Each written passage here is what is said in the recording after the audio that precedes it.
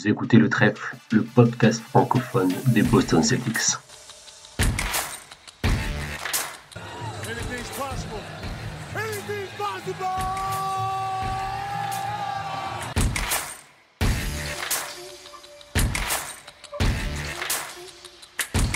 C'est marrant parce qu'en basket, quand Boston est champion, Xavier, on a l'impression que le trophée rentre à la maison.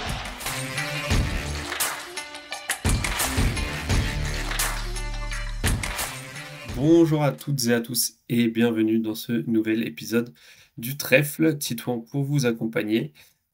Et avec moi, on va pas faire de suspense aujourd'hui, un petit tête-à-tête, et c'est Vincent qui se colle à la review de cette série Boston-Orlando. Salut Vincent, Salut Titouan, comment tu vas? je vais bien. Je viens de finir le visionnage du match 5 et donc je suis joie. Rassuré ou ça a un peu serré les fesses sur la série globalement? Comme ça. Je sais Est-ce pas. que tu as eu des moments de doute? Pas forcément quand Orlando a pris un match, mais Non, sur pas la des façon moments de de jouer. doute. On va y revenir, mais je pense qu'on a eu la série qu'on attendait. Mhm. C'était assez caricatural. Enfin, on a 2-3 réponses assez sympas, mais non, pas de doute. Des doutes sur les blessures, quoi. Quand t'as Tatum au match 1 qui se fait mal au poignet, quand t'as Jrue Holiday qui joue que 2 matchs, quand à la fin d'un match, je vois Jaylen Brown sortir en boitant, c'est-à-dire qu'il avait fait au match où Tatum joue pas, donc ça va être le 3, Le, si je dis pas de bêtises, ou le 2, je sais plus. le 2, je crois. Le 2, quand je vois Brown sortir et que en dehors du terrain, je le vois boitillant, je dis waouh, ça commence à faire beaucoup, donc ouais, c'est plus l'état physique des mecs, hein, on fait toujours attention à ça, parce que moi je rêve qu'on fasse une campagne de playoff tout le monde à fond et qu'on voit qui c'est les plus forts, tout simplement. Donc je rêve que New York soit en pleine balle, que nous aussi, que les Cavs aussi, et que voilà, on voit qui c'est les plus forts. Ça marche. Bah, de toute façon, alors pour être tout à fait honnête avec les auditeurs, c'est vrai on n'a pas préparé grand-chose. Enfin, on a vu les matchs et tout ça, mais voilà, on n'a On arrive en pas. claquette. Voilà, on s'est dit on va faire ça un peu free flow, quoi. Voilà, on va dire un peu ce qui nous traverse l'esprit après avoir vu ces matchs-là, sans plan détaillé. Et bah, du coup, je te propose qu'on commence maintenant d'un point de vue collectif. Donc, alors, pour faire un petit rappel pour ceux qui n'auraient pas vu tous les matchs, donc on a des Celtics qui gagnent la série 4-1 face à un Orlando Magic très fort défensivement, très. Pas fort. Comment le dire Très pas gentiment? fort. Très pas Très pas fort. fort offensivement. Et comme tu l'as dit, au final, on a eu la série qu'on attendait. Un Magic très physique et qui qui ont posé pas mal de soucis aux Celtics défensivement. Et un Magic par contre qui offensivement a eu pas mal de difficultés à poser des soucis à la défense de Boston, surtout quand les Celtics avaient décidé de défendre, parce qu'il y a eu des séquences où je crois qu'ils n'avaient pas trop envie. Toi, qu'est-ce qui t'a un peu marqué dans cette série collectivement, voilà, de la part des Celtics ou même du Magic d'ailleurs? Euh, Premier truc, c'est venu un peu.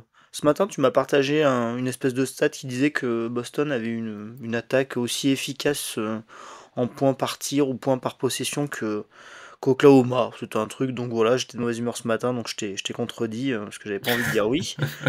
J'étais très de mauvaise humeur ce matin. Et du coup, j'ai quand même un peu bossé dans la journée, tu vois, pour essayer de voir un petit peu tout ça. Donc, tu vois, Boston, sur cette série, il marque 103, 109, 95, 107 et 120 points. Donc, ça a été une série hyper défensive. Dans mes souvenirs, on n'a pas trop mis dedans à 3 points.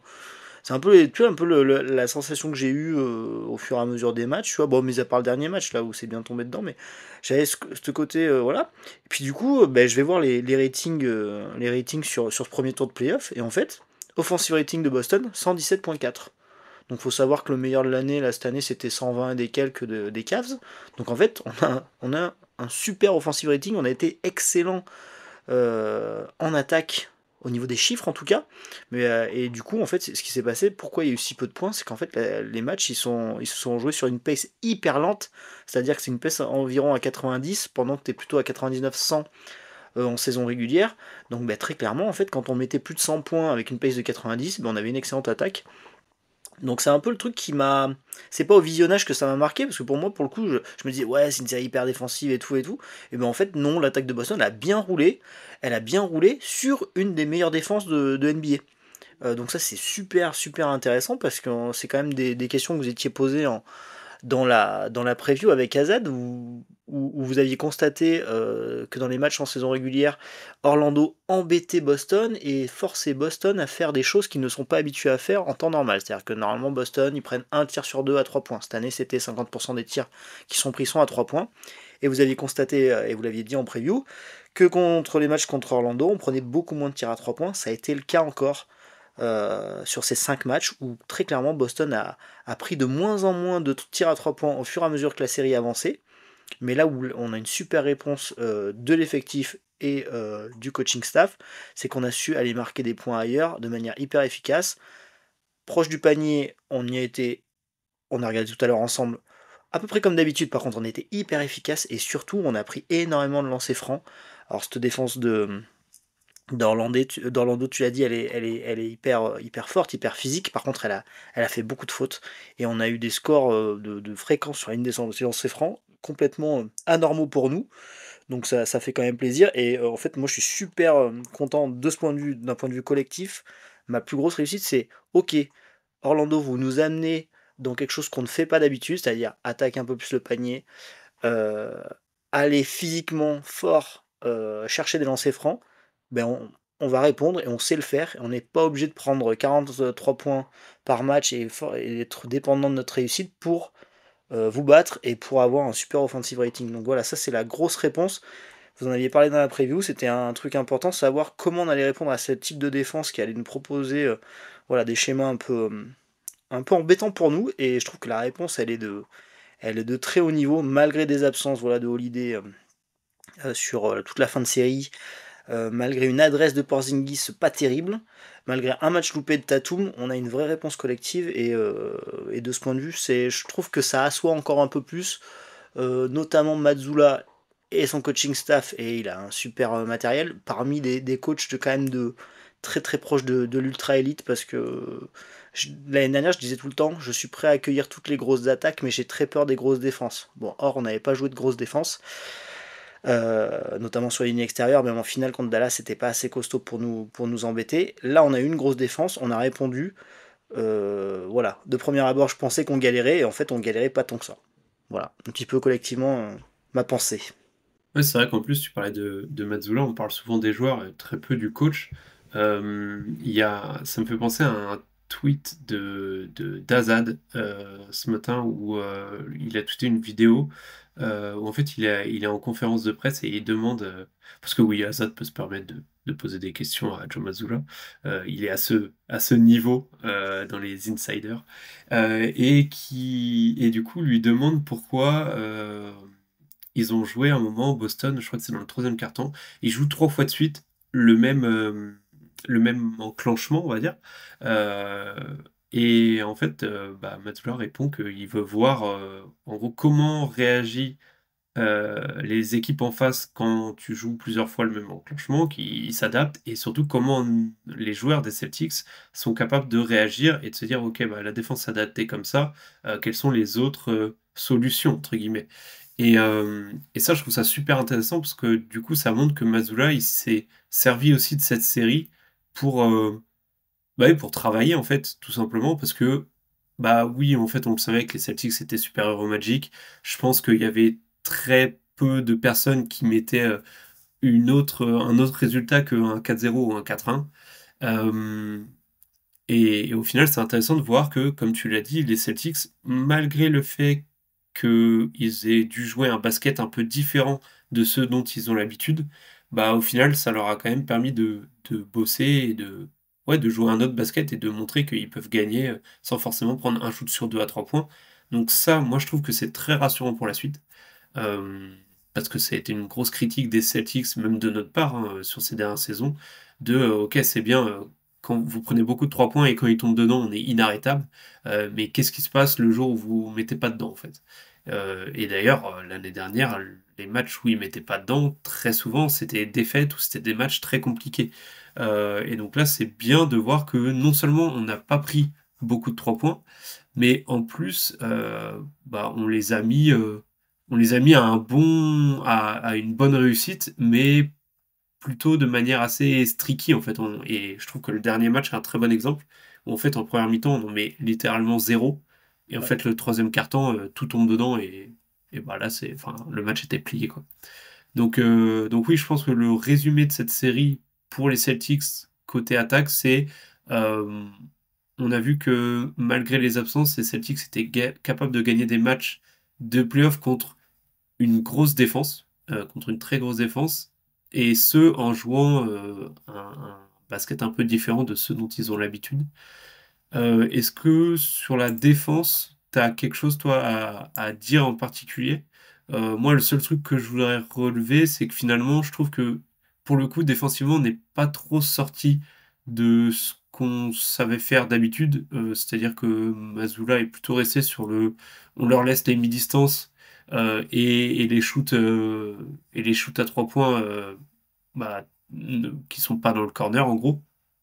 Et on protège le cercle et les 3 points dans le corner, qui sont les deux tirs les plus rentables, on va dire. Je sais pas si toi tu as apporté quelque chose là-dessus, J'ai même si je pense que j'ai- ça a été énormément lié j'ai par du mal l'offense à d'Orlando. voilà, j'ai du mal à savoir si notre défense a été très performante ou de toute manière l'attaque d'Orlando était très peu inquiétante. Je les ai appelés avec beaucoup d'affection les maçons du cœur depuis le premier match. Pour vous donner un ordre d'idée, sur la série, on est à 69% au lancer franc. C'est bête, hein, parce que c'était une des clés de la série. C'est une équipe qui va beaucoup sur la ligne des lancers francs et nous, en temps normal, pas trop. Le problème, c'est que là, du coup, on a été plus qu'eux. Nous, on en met plus de 80%, 83%. Eux, ils sont sous les 70% en collectif, c'est quand même très très faible. Et ils sont à 26% à 3 points sur la série, 29% sur les tirs grands ouverts. Faut avoir à l'idée que normalement, les tirs grands ouverts, même sur une équipe pas très bonne à 3 points, ils vont être entre 38 et 40 généralement. Allez, entre 37 et 40, je pense.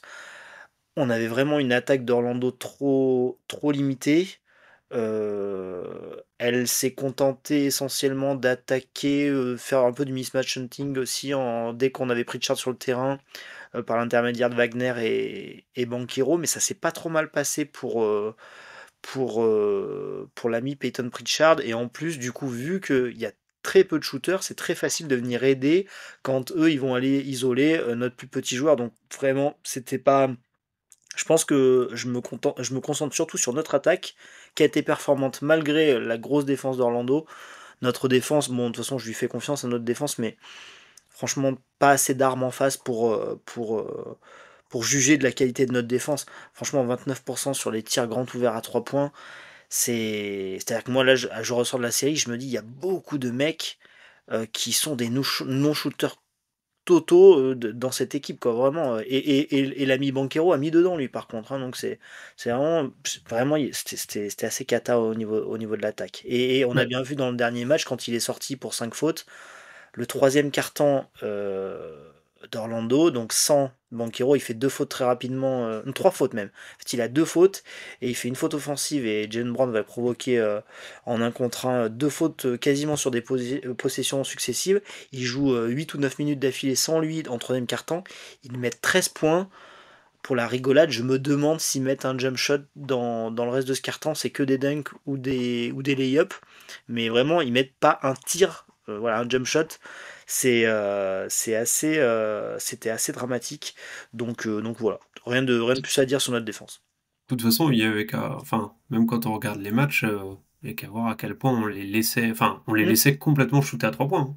Hein. Il n'y a aucun joueur que je me souvienne où on a vraiment fait des gros close-out très agressifs sur eux. C'était vraiment, on protège la raquette et si on doit laisser, je crois que c'est Wagner qui a eu un nombre de shoots à 3 points ouverts sur les 2 derniers matchs assez incalculable parce que c'était vraiment, si on doit perdre parce que Wagner il fait 8 sur 9 à 3 points, qu'il en soit ainsi, quoi. Et ça a été de pire en pire en plus pour Wagner. Ça a été assez cata. Et sur la série, lui, il est à 19% à 3 points sur 7,4 tentatives par match. C'est-à-dire que le mec, il en prend pas 3. Hein. C'est-à-dire que t'imagines, t'as entre 7 et 8 possessions par match où le mec, il met un 3 points sur 5. C'est assez cata. Ouais. Mais on va revenir aux Celtics, parce qu'on est là pour parler des Celtics. Si je fais un résumé du coup de la partie, on va dire, collective, en gros, Boston en termes de résultats a répondu présent.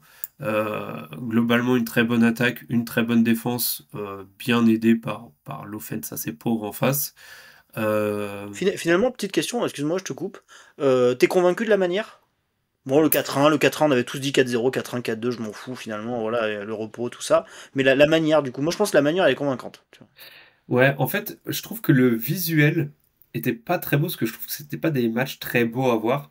Euh, Notamment parce que en principe, la plupart des matchs, c'était des matchs très serrés en première mi-temps et en fait, soit c'était des matchs serrés tout le long, soit c'était des matchs où en fait les Celtics ont fait un run dans le troisième quart-temps et ont plié ça quand ils ont commencé à rentrer leur shoot.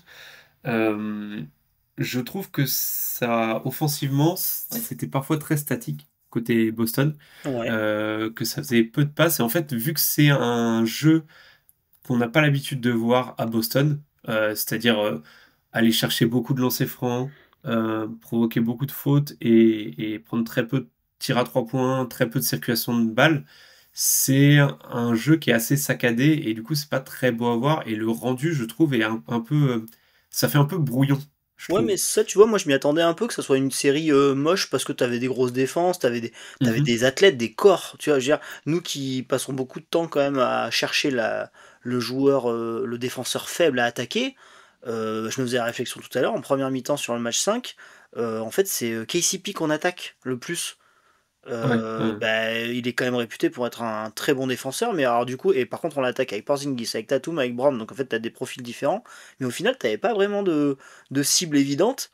Je veux dire, très clairement, au prochain tour, si tu prends New York, ce sera pas la même, et la cible elle sera beaucoup moins compliquée à attaquer. Et moi, je m'y attendais à ça, tu vois. Je m'attendais à ce que ce soit du pas beau, entre guillemets, parce qu'en plus, c'est pareil, de l'autre, quand on regarde nos matchs aussi, tu regardes l'offense d'en face, et tu dis, waouh, c'est pas beau non plus. Donc ça fait un rendu global, Ouais. En pas, fait, pas pour les artistes, on va dire, voilà. c'est ça, c'est qu'en fait, c'était pas très beau. Par contre, là où c'est convaincant, c'est comme on l'a dit, c'est de voir Boston gagner, et sur certains matchs de manière assez large, hein, gagner tout en jouant un basket dont ils n'ont pas l'habitude de jouer. Donc ça montre qu'on est capable de gagner en jouant autrement que avec une pluie de 3 points. Tu vois, je Euh, serais curieux de savoir ce que ça aurait donné une série comme ça il y a 2-3 ans, avec le même Orlando, tu vois. Je pense que les Tatum et Brown, ils ont bien évolué quand même, ça grandit bien. ouais, oui, oui, oui, ça, c'est clair. Mais par contre, ce qui était intéressant, ce que tu viens de dire, ça me fait une très bonne transition. On va passer sur ce qu'on a aimé sur les parties joueurs, sur la partie individuelle. Et tu disais, c'est vrai que les Celtics aiment bien faire du mismatch hunting. Et quand Porzingis est là, on aime bien le chercher en post-up parce que voilà, il fait 40 cm de plus que tout le monde, qu'il a un très bon toucher normalement. Et que du coup il est censé pouvoir shooter un peu au-dessus de tout le monde, notamment quand il est sur un post-up assez près du cercle. Et c'est vrai que je l'avais écrit en off entre nous. Je trouve que le Magic était peut-être pas une très bonne match-up pour lui parce que, comme tu le disais, en fait, pour le mismatch hunting, tu dois trouver des joueurs qui sont un peu frêles, un peu petits. Et au final, au Magic, bon, t'as Cole Anthony, mais il jouait 10 minutes par match. Et sinon, derrière, t'avais que euh, Corey Joseph, Corey Joseph, mais sinon tous les autres, même un Anthony Black, c'est un joueur qui fait, les qui 2 doit mètres, avoisiner les 2 mètres et qui est assez il a des grands musclé, bras et tout, ouais. ouais. Et tout le reste, sinon les Wendell Carter Jr., les Banguero, Wagner, tout ça c'est grand en fait. Tu peux pas trop shooter au-dessus. Je pense que, comme tu disais, si on a Détroit ou même les Knicks qui passent pour la prochaine série, on pourra trouver des mismatchs beaucoup plus intéressants pour Porzingis. Et donc, je fais la transition, qui est un peu longue. Passons sur le côté individuel.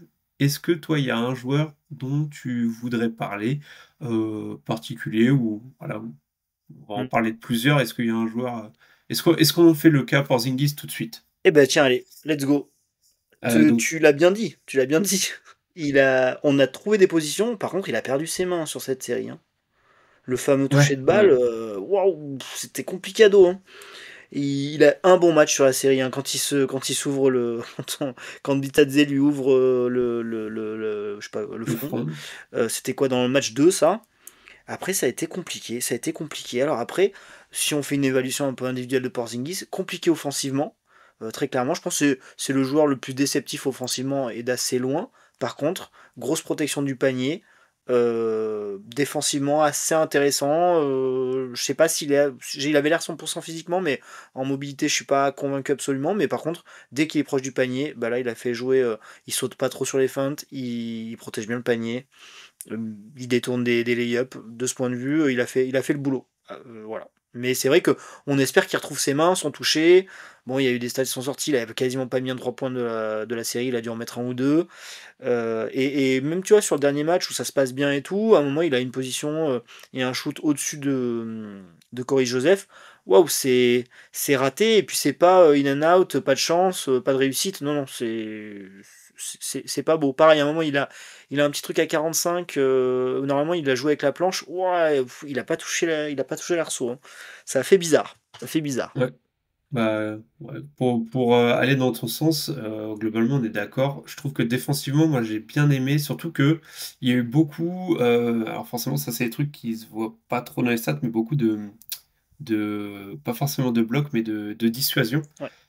Il y a eu pas mal de dissuasion au cercle, et je l'ai trouvé beaucoup plus actif loin du ballon.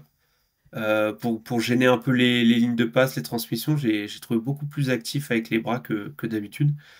Et offensivement, comme tu as dit, en fait, les shoots étaient pas mauvais en soi, mais il n'y avait pas de réussite. Je noterais quand même que, mais c'est un peu ce qu'on disait par rapport au mismatch et enfin à la match-up et les défenseurs qu'il avait sur lui. Je trouve qu'on a eu du mal on l'a beaucoup alimenté en post-up, mais on a eu du mal à le trouver sur des post-up vraiment près du cercle. Je me souviens d'Azad qui avait fait une vidéo là-dessus sur la chaîne YouTube du Trèfle, qu'on vous invite à aller voir, même si ça fait longtemps qu'on n'a pas posté de vidéo. Euh, et il avait fait une vidéo là-dessus en montrant en fait la grande différence entre un post-up quand Porzingis reçoit la balle à peu près au niveau de la ligne des lancers francs, voire même un peu plus loin, et un post-up quand il reçoit la balle à vraiment à peine 1,50 m du cercle, quoi. Et c'est vrai que la différence, en fait, elle est énorme. Et sur ce match-là, en fait, il y a eu beaucoup de positions de post-up où il était sur la ligne des lancers francs, voire un peu plus loin. Et vu que Porzingis, c'est pas un joueur qui peut enfoncer si bien que ça son adversaire, parce que en fait, c'est un joueur, sa force réside dans le fait de pouvoir shooter à peu près au-dessus de n'importe qui, de par sa taille et sa longueur. Mais pas dans ce côté un peu ce qu'ont des Embiid ou des Jokic qui peuvent vraiment, qui ont le physique pour enfoncer énormément de joueurs en 1 contre 1 au poste et pouvoir se rapprocher du cercle. Et donc, si dès le début de son post-up, il reçoit la balle trop loin du cercle, là, ça va être une possession très compliquée pour lui. Et bah, par exemple, là, sur les longs mid-range, sa fréquence de long mid-range sur cette série a doublé par rapport à ce qu'il faisait en saison régulière. Donc, ça montre qu'en fait, il a eu beaucoup plus de shoots en post-up trop loin du cercle par rapport à ce qu'on a réussi à lui trouver en saison régulière. Et quand en plus t'as pas le touché, comme tu disais, voilà, J'ai ça aimé devient compliqué. qu'au match 2, 3, voire 4, on le trouve un peu plus en mouvement sur du roll. Mhm. Ça c'était bien, c'était bien. Quand tu sens que le mec est pas trop en confiance et tout, pick and roll, plonger vers le panier, aller dunker. Orlando il bloquait les 3 points, mais ça veut dire que si forcément il bloquait fort les 3 points, il y avait un peu de place dans la raquette, et donc de le trouver en mouvement, j'ai trouvé ça assez intéressant. Pareil, toujours de la variété. De toute façon, nous à Boston, enfin je sais pas, en tout cas nous au trèfle, je pense qu'on est nombreux à penser ça, on veut que Boston ait le plus d'armes possible et une certaine ouais, variété dans son attaque, dans l'utilisation de ses joueurs, parce que on a beaucoup de joueurs qui savent faire beaucoup, beaucoup de choses. Ils savent tirer, ils savent dribbler, ils savent passer pour la plupart. Donc on a vraiment ouais, cette envie de pas se contenter d'isolation, de shoot à 3 points un peu forcé, un peu trop vite.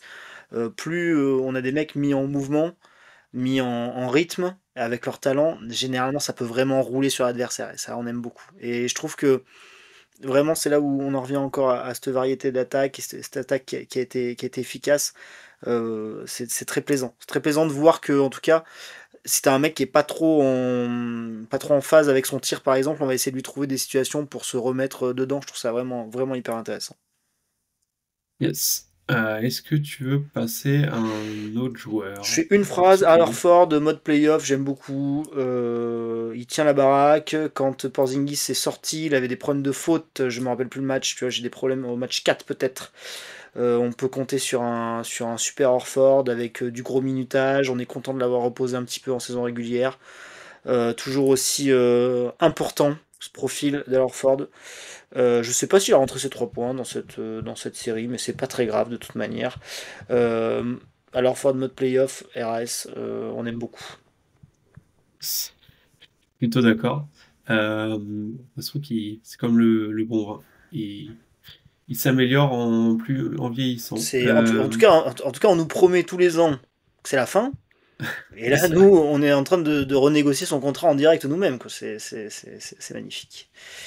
Moi, je voudrais, avant qu'on aborde le cas Jason Tatum, parce que je pense qu'il y aura pas mal de petits trucs à dire, je voudrais qu'on parle de Jaylen Brown, parce que, voilà, on le sait, Jaylen Brown, c'est un peu tout noir ou tout blanc parfois avec lui, et je trouve qu'on a eu un peu un Jaylen Brown euh, un peu dans ce sens-là, à deux visages. Euh, je vais commencer par le négatif pour finir par le positif, parce que franchement, il y a eu du positif, même si parfois je suis dur avec lui. Mais sur le négatif, je dirais les pertes de balles. Il m'a encore saoulé avec un nombre de pertes de balles. Et c'est pas des pertes de balles en tentant des passes compliquées comme on peut avoir chez certains joueurs, c'est vraiment des pertes de balles en se dribblant tout seul sur le pied, quoi. Donc, ouais, non, le nombre de pertes de balles, c'est quelque chose qui a augmenté d'ailleurs, il me semble. Si je dis pas de bêtises, je Les échantillons sont regarde. tout petits sur la série, là, mais... Oui, bon, les échantillons sont tout petits, mais voilà, qui ont augmenté par rapport à la saison régulière, qui était déjà assez haut, bon, sur un échantillon effectivement tout petit. Mais par contre, chose très positive, c'est qu'on a eu un John Brown qui a été énormément vers le cercle, provoquer des fautes, provoquer des lancers francs qu'il a mis, Oui. ce qui n'était pas toujours le cas les saisons précédentes, que ce soit en playoff ou pas d'ailleurs. Mais voilà, on oublie que c'est un joueur qui, enfin là, il était à quoi? Il est à 84% au lancer franc. C'est sa meilleure marque en carrière, en playoff, tout simplement. Si dans la bulle, il était aussi à 84. Mais voilà, sinon, c'est un joueur qui a jamais dépassé les 77% au lancer franc. Donc, c'est vraiment très bien. Parce que non seulement il en a provoqué plus, mais en plus, il les a mis. Euh, et aussi dans son régime de tir de manière globale, où j'ai beaucoup aimé le fait que, alors il y avait toujours ces petits mid-range, notamment ces longs mid-range, notamment dans le match où Tatum n'était pas là. Mais j'ai aimé ce côté où, globalement, un peu comme l'équipe, ce qu'on a dit, ils ont été beaucoup plus chercher les tirs près du cercle, et notamment les short mi-distance. Et donc, parce que forcément, Orlando, comme est une grosse défense, et protégeait très bien le cercle, donc les tirs vraiment près du cercle étaient assez compliqués à aller chercher. Mais il a beaucoup puni sur son short mi-distance. On sait, il aime bien là, ce petit pull-up où il rentre avec un ou deux dribbles et il pull-up un peu au niveau de la ligne des lancers francs un peu avant. Il est très à l'aise sur ce shoot-là. Et donc voilà, moi qui critique beaucoup de Jaylen Brown, je voulais dire, j'ai beaucoup plus aimé sa sélection de shoot de manière globale, même si tout n'était pas parfait. Et son passing. On sait que c'est quelque chose qui a beaucoup progressé cette année. Je crois que dans le match 5, je te disais en off, il y a une séquence là où il fait un drive and kick. euh, où je pense que quelques années en arrière, il se serait empalé sur le défenseur pour prendre un tir super compliqué. Et là, il ressort sur Al Horford, je crois, dans le corner, si je dis pas de bêtises de mémoire. Donc voilà, Jalen Brown qui fait, je trouve, une très bonne série offensivement, si on met entre parenthèses les turnovers. Je Et précise offensivement parce que défensivement, par contre, j'ai pas été toi, fan. t'as pas aimé, moi j'ai aimé quelques séquences sur Banquero. Je trouve qu'en fait, en playoff, il aura toujours ce côté, vu qu'il y aura toujours des stars en face, et on sait qu'il aime ça, sur pas mal de profils. Vu qu'on Mhm. l'aime pas trop loin du ballon, bah allons le mettre sur le ballon, c'est pas bien grave. En fait, on veut surtout pas sur un mec qui bouge beaucoup, qui est malin. Donc en fait, on a juste à le mettre sur le ballon, sur l'ailier un peu créateur d'en face, et puis en avant, quoi. Et on sait qu'il fera le boulot, qu'il a les outils physiques pour. Je suis d'accord avec toi, il a fait une bonne saison, une bonne série. Et en fait, je l'ai trouvé en mode très scoring, moi. Je trouve qu'il a pas été mauvais à la passe, mais tu vois, en volume, il y en a eu beaucoup moins. Par contre, ouais, il était en mode scoring, en mode jeu puni, et il l'a fait de manière efficace, voire même très efficace, bien plus que dans. Alors pareil, on est sur des petits échantillons, mais bien plus qu'en saison régulière. Il a remis les 3 points, donc ça c'est cool, sans en prendre beaucoup, mais c'est bien, parce que vu qu'on est quand même une équipe très portée sur le 3 points, moi j'aime bien qu'on ait lui en profil un peu différent, mais il faut qu'il soit capable d'en mettre, parce qu'il faudrait pas qu'il se retrouve non respecté à un moment crucial des playoffs. Donc qu'il soit en confiance sur son tir alors qu'il n'a pas été de l'année, c'est très bien, c'est un bon moment. J'espère que son genou va tenir. Et effectivement, ouais, je l'ai trouvé assez cool. Et la petite séquence, voilà, un peu, j'en parlais tout à l'heure dans le 5e match où Banchero prend sa 3e faute sur une faute offensive et 2 possessions d'affilée, ou quasiment 2 possessions d'affilée. Il va l'attaquer en mode très frontal, en mode on est en semi-transition, c'est-à-dire que voilà, c'est pas une vraie transition. Il a Banchero sur lui, gros premier pas, je vais fort au panier, et Banchero fait 2 fautes consécutives, ça le met à 5 fautes, mais voilà, il prend 3 fautes en un rien de temps.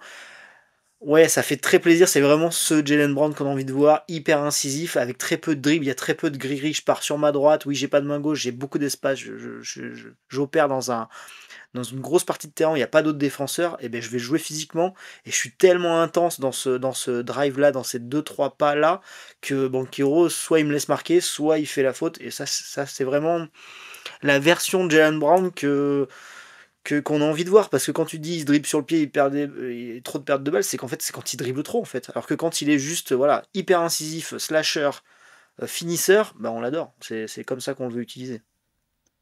Yeps. Est-ce qu'on passe au second Jay? Je te laisse Tatum, t'es chaud sur Tatum. Ouais, Bon joueur. Chaud, ouais, joueur plutôt correct. Donc joueur qui a loupé le match 2 à cause d'une blessure au poignet et qui visiblement depuis qu'il est revenu n'a pas été très handicapé par la blessure parce que c'est un joueur qui a shooté globalement plutôt bien. Mais surtout qui a été très très agressif, je trouve, au scoring. Et lui, pour le coup, a été un des rares joueurs qui a vraiment augmenté et été chercher énormément de points près du cercle. Et ça, moi, c'est quelque chose que j'aime beaucoup parce que c'est un joueur qui, on le sait, c'est pas un joueur qui a tendance à driver, enfin, il drive beaucoup moins que ce qu'on aimerait qu'il fasse. Oui. Et globalement, je trouve que j'ai bien aimé le voir aller chercher justement près du cercle, ces petits short mi-distance, et surtout aller provoquer des lancers francs. Donc j'ai trouvé, d'ailleurs, limite, j'ai trouvé plus agressif.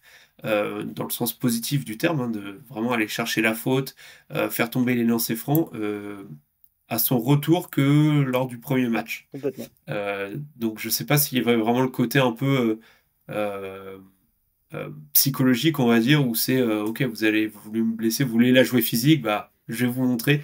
Et ouais, moi j'ai bien aimé ce Tatum très scoreur, mais pas forcément sur du pull-up, mais alors il y a eu pas mal de pull-up, notamment du pull-up à 3 points.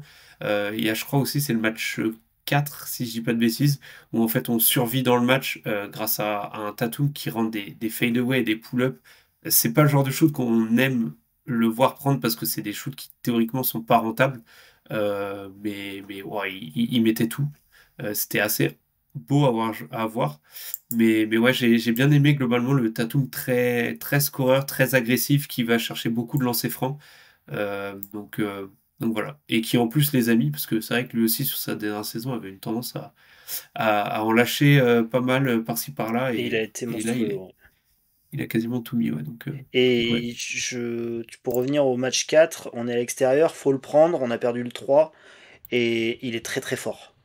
Quatrième carton, ça met beaucoup de lancers francs. J'ai aimé un peu ce côté, ça y est, là dans ce moment-là du match, c'est moi qui suis dominant. Et en fait, littéralement, vous pouvez pas faire grand-chose. Et c'est très appréciable. Et je trouve que de ce point de vue, les deux stars, elles ont bien répondu présent, je sais pas. Je suis en train de regarder, il doit mettre 9 lancers francs sur tout le quatrième carton du match 4. Sur des matchs où Orlando ne dépasse jamais les 100 points à chaque fois. 9 lancers francs dans un quart-temps, c'est énorme. Et en fait, c'est pas. Clairement, ils ont fait des fautes sur lui parce qu'ils pouvaient pas faire autrement, sinon ça rentrait en fait. Donc c'est vraiment. Ouais, c'est bien que nos deux stars soient au rendez-vous parce que t'es en playoff, t'as besoin de ces gros tirs, de ces tirs durs. Je sais pas, on regarde tous des matchs de playoff en ce moment. Faut rentrer. Enfin, les playoffs sont faits de ces moments où ça rentre un peu des tirs n'importe comment. Je sais pas, j'ai en tête l'overtime entre les Bucks et les Pacers. À un moment, Nembhard il met un 3 points là pour revenir ils sont à moins 7 à 40 secondes. Il met un 3 points de mettre 50 derrière la ligne, c'est un peu n'importe quoi, mais ça tombe dedans. Bon bah voilà, c'est les playoffs, on est là pour ça. C'est les meilleurs joueurs de la planète où il y a du talent au mètre carré assez impressionnant, donc on en a besoin. Et on a souvent dit que nous, je sais pas si on n'a pas tout le temps le meilleur joueur de la série, parce que parfois tu vas jouer Jokic, tu vas jouer SGA, tu vas jouer d'autres mecs, et des fois on se dit est-ce que Tatum il est à ce niveau-là, et le fait qu'il soit en confiance, qu'il rentre ses tirs, c'est hyper important à mon avis. Bah, surtout qu'en plus, comme dit, il y a pas que le. Alors forcément, un Tatum qui rentre, qui est en phase avec son pull-up à 3 points, ça aide énormément. Mais au final, quand tu regardes, même, alors pas le dernier match parce qu'il rentre ses tirs, mais les deux matchs d'avant, donc le match 3 et le match 4, il met pas trop dedans, à 3 points notamment. Ouais. Par contre, il va énormément sur la ligne des lancers francs. D'ailleurs, sur ces 3 derniers matchs, il est à plus de 10 lancers francs tentés en moyenne sur la série. Donc il joue 4 matchs, donc on se dit ça fait à peu près 10 lancers francs par match. Et au final, on voit que au premier match, il n'en avait pris que 4. Il n'en met aucun d'ailleurs. C'est parce qu'en fait, il prend 37 lancers francs sur les 3 derniers matchs. Et il les met tous d'ailleurs, 37 sur 37. Donc en fait, c'est vraiment ce côté très agressif et va sur la ligne des lancers francs parce que on le rappellera jamais assez, mais le lancer franc c'est le tir le plus rentable du basket en fait. Donc un Tatum qui prend 10 lancers francs par match, en fait, moi c'est ça que je veux voir. C'est un truc qu'il a jamais fait en carrière d'ailleurs. Je suis en train de découvrir une petite stat là. Parce que c'est vrai que c'est une des choses qu'on lui reproche, de pas aller assez sur la ligne, donc de pas se rapprocher assez du panier, prendre trop de 3 points. Là, on connaît la rengaine, enfin en tout cas c'est ma rengaine. L'année dernière, sur la campagne de playoff, il est à 15,5% de shooting fall percentage. A priori, c'était le plus gros taux de shooting fall percentage sur la campagne de playoff l'année dernière. Bon, attention, c'est des petits gentillons, il y a des mecs qui jouent que 4 matchs, que 5 matchs et tout, mais en tout cas, ce qui est sûr, qu'il était passé de 13% en régulière à 15,5% en playoff, et cette année, il est à 11% en régulière, et là, il est à 13,7% en ce moment, sur ce premier tour. Donc, en tout cas, si on a une vraie augmentation régulièrement de ces provocations de fautes et de lancers francs, et de provocations de lancers francs en playoff, ça, c'est génial. C'est vraiment genre. Oui, en régulière, je prends un peu plus de pull-up, on en a parlé, on en parle souvent avec Azad, nous, c'est ce côté, c'est vrai qu'à plus prendre de 3 points, tu te blesses un peu moins, tu te fatigues un peu moins, et vu que tu es quand même sur une grosse équipe qui est assez dominante, tu peux te permettre peut-être de t'économiser un petit peu en régulière, mais par contre, si tous les ans, Tatum, en playoff, il augmente sa provocation, taux de provocation de lancer franc et que ça devient un des meilleurs de la planète, on est sur un autre joueur, on est sur une autre catégorie de joueurs. Même, je sais même pas si je peux dire une autre catégorie de joueurs, parce que quand tu es tout en haut, tu n'as plus beaucoup de catégories à franchir. Oui, bon, il y a tous les surhumains là qui finissent en hitch, quoi. Mais voilà. Mais en tout cas, c'est intéressant de voir si ça continue sur le prochain tour. Tu vois un Tatum qui est entre 9 et 13 lancers francs avec un shooting foul percentage entre 13 et 15. C'est des scores de Jimmy Butler, c'est à peu près un dans l'esprit. Hein, voilà. Tu te dis, ok, donc Tatum, en fait, quand il est en playoff, quand il est en pleine santé, c'est ce genre de joueur-là. Et là, tout de suite, je trouve que tu te retrouves avec un mec qui est fort au panier, qui a un pull-up à 3 points variable, mais qui l'a, et qui provoque beaucoup de passes, et qui crée pour les autres, et qui est un super défenseur. S'en rapproche des hitch. S'en rapproche des hitch. Surtout s'ils sont plus là. Voilà. Est-ce que tu veux nous dire un petit mot sur un autre joueur comme ça On a parlé de qui alors moi alors tu vois, j'ai vu des stats passer sur Pritchard et sa défense. On n'a pas parlé de Derrick White. Bah non, mais ça c'est le luxe. Derrick White, c'est quand ça comptera. Là ça comptait pas. Derrick White est égal à lui-même. Des hauts, des bas. Il a fait un super. C'était le premier match où c'est lui qui est trop fort. Là où je trouve impressionnant, c'est dès qu'on lui laisse 1m50, 2 mètres, il pull up, et je pense que c'est un de nos meilleurs shooter de pull-up à 3 points. Pareil, début du 4e quart-temps dans le game 4, petite incompréhension dans la défense, on lui laisse un tout petit peu d'espace, ça pull-up, c'est dedans. Tu te dis ok, merci Derrick White, voilà. Série pas forcément évidente pour nos joueurs de banc, notre triplette Cornet, Hauser, Pritchard. Parce qu'ils ont été quand même beaucoup ciblés, notamment Hauser et Pritchard défensivement, même si ça a tenu, même s'ils se battent. Et vu qu'en fait, c'est quand même des spécialistes du tir à 3 points, et que l'équipe d'en face est une des meilleures de la ligue pour défendre ce 3 points, à Hauser, on a eu du mal à trouver des positions de tir. Pritchard aussi. Pritchard maintenant a le dribble, ce drive vers le panier. Si vraiment c'est ouvert, il va trouver les chemins pour aller au panier, et s'il n'y a personne à réussir à finir. Mais c'était pas une série évidente, mais c'est quand même des mecs qui vont te donner entre 12 et 16 minutes, 18 minutes de qualité, donc ils ont fait le boulot, ils sont à leur niveau, mais c'était pas forcément évident. Je trouve que les chiffres leur rendent plus hommage que quand je regardais les matchs en direct, où je me disais c'est dur, c'est compliqué. Quand je voyais par exemple Pritchard prendre 0 tir sur un match ou 2 tirs sur un match, je me dis mais c'est pas possible, on le fait rentrer pour défendre. Enfin, si on n'arrive pas à lui faire prendre 2 tirs, alors que normalement on a toujours dit Pritchard il faut qu'il survive en défense et après on profitera de son attaque ou au moins de son tir, ça me faisait un peu bizarre, mais il a quand même survécu, donc survécu. A priori ça s'est pas si mal passé que ça quand il était sur le terrain, et il a pas mal joué Pritchard avec l'absence donc d'Holiday, il a joué quand même plutôt beaucoup, hein, on doit être à plus de 25 minutes par match, donc c'est plutôt beaucoup. Mais c'est vrai que lui, bizarrement, c'est après l'absence d'Holiday qu'il a commencé à plus shooter. Donc ça, c'est vraiment bizarre, parce que tu vois, les 2 premiers matchs, il prend 6 tirs à 3 points par match, et il en prend le même total sur les 3 matchs entiers après. Après, c'est les matchs où on a vraiment, nous, beaucoup moins pris de 3 points. Vraiment. Parce que les 2 premiers, Oui, on ouais, se disait ça en off, c'est avant d'enregistrer, c'est que les 2 premiers matchs, on a une répartition de tir qui est sensiblement comme sur la régulière. On prend un peu moins de 3 points, mais on est à plus de 40%. Et les 3 matchs d'après, vraiment, littéralement, notre régime de tir change. Et on a dit, on a passé beaucoup de temps sur la ligne des lancers francs, c'est pas les Hauser et les Pritchard qui nous apportent ça, donc il a fallu passer par d'autres moyens, mais ils ont su quand même se rendre utiles, c'est ça qui est important, et ça reste toujours des menaces. C'est-à-dire que tu leur laisses un peu de place, un peu d'espace. Hauser dans le game 5, il a un tir, il a un mini-espace à un moment, c'est dedans. Hein. Quand tu vois comment les autres ils galèrent en face pour mettre un 3 points, ils rêvent d'un Hauser tous les jours, hein, très clairement. Ouais, mais c'est vrai que c'était notable de voir que pour un minutage globalement similaire, Pritchard a vu son nombre de tickets shoot, et notamment à 3 points, quasiment divisé par 2.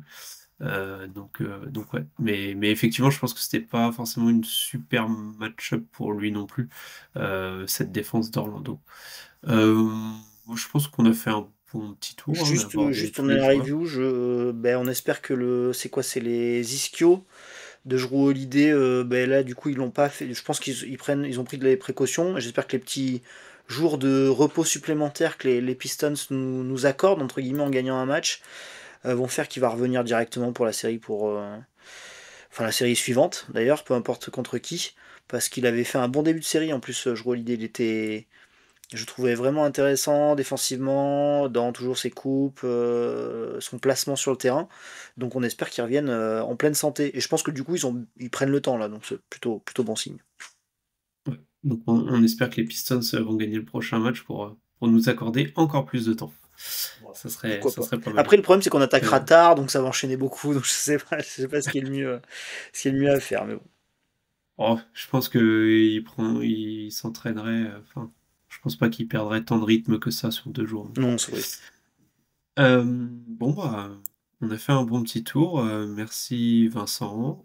Merci à toi. Et du coup, je vous dis à la prochaine pour la preview du coup de la série contre les Pistons ou les Knicks, qui arrivera du coup à voir, hein, soit en fin de semaine prochaine, soit fin de cette semaine, soit début de semaine prochaine. Ouais, donc en fonction de comment se goupille l'autre série.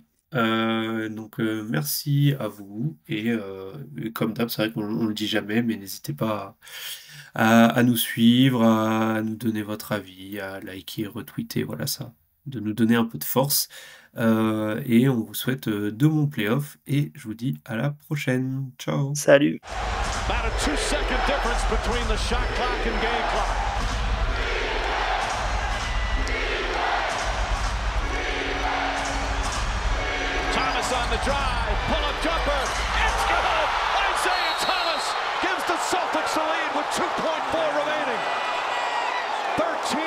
fourth quarter points.